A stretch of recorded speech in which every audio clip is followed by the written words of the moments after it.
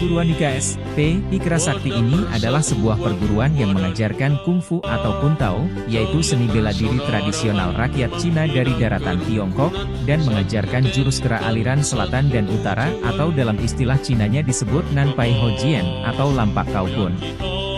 Pertama kalinya perguruan ini didirikan di Madiun, pada tanggal 15 Januari 1980 dengan izin dan Kamadiun nomor 1832043-480 S dan K. Adapun pendiri perguruan IKS Ikra Sakti ini yaitu Raden Totong Kiem Darto, putra dari BP, RM Sentardi dan Nyonya, Oi Kiem Lian Nio.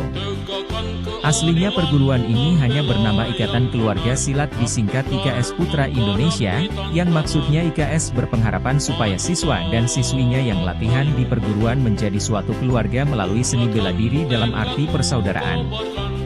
Adapun Putra Indonesia maksudnya adalah meskipun kungfu dari perguruan ini merupakan kebudayaan asing barang import akan tetapi organisasi yang menjadi wadahnya didirikan di Indonesia.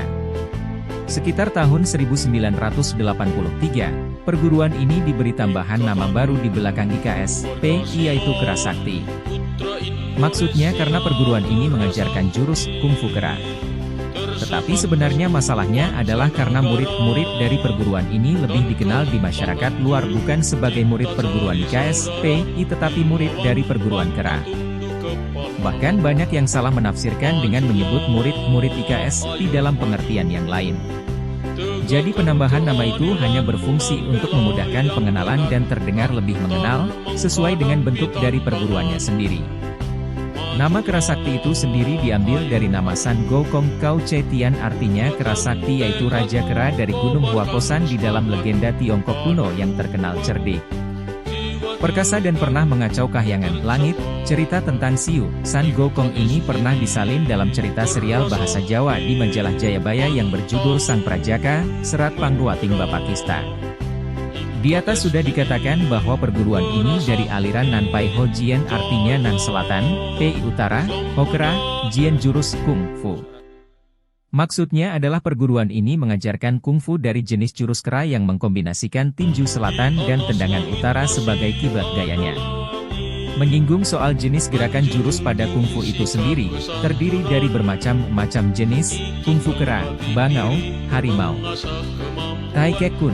Demikian juga tentang perguruan-perguruan yang mengajarkan jurus-jurus tersebut di atas, banyak sekali macamnya di Tiongkok seperti perguruan Shaolin Pei, Butong Pei, Kunlun Pei, mengenai jurus kera itu sendiri.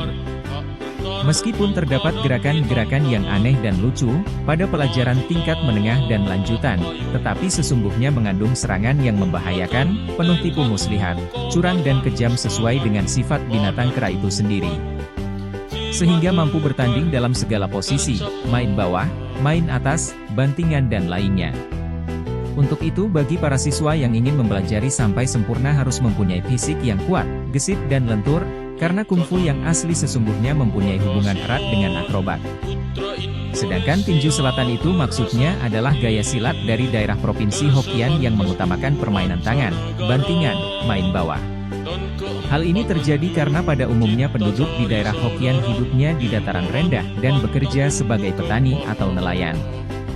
Yang lebih mengutamakan fungsi tangan daripada kakinya, biasanya jago-jago kungfu dari daerah ini mempunyai tangan yang keras dan kuda-kuda kaki yang kokoh.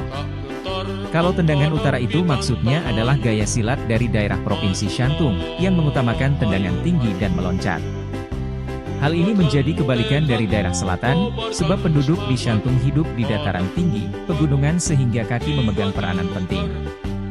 Jago-jago silat dari daerah tersebut pada umumnya memiliki tendangan yang tinggi, lincah dan kakinya lemas, lentur seperti karet, yang bisa diputar atau ditekuk untuk mendesak lawan dengan tendangan. Berhubung kedua macam gaya